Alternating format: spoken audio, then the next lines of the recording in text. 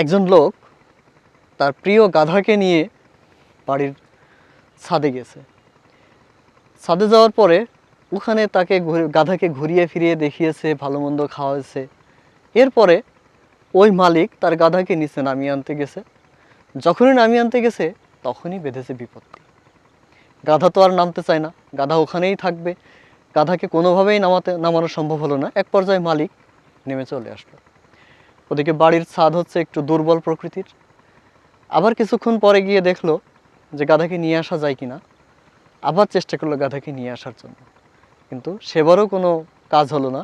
উপরন্তু গাধা রেগে মেগে একাকার হয়ে বাড়ির মালিককে লাথি মেরে নিচে ফেলে দিয়েছে।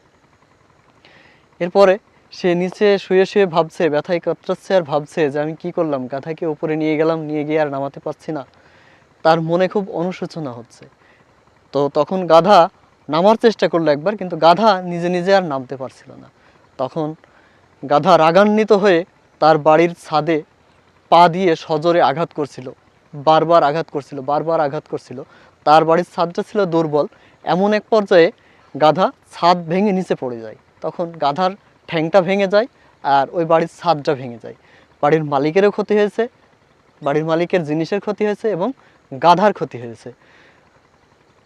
এই গল্পের সারমর্ম হচ্ছে একটাই, যে আপনি গাধাকে যদি সুউচ্চ স্থানে রাখেন, গাধা সমস্ত পরিণতি এই অবস্থা সৃষ্টি করে দিবে।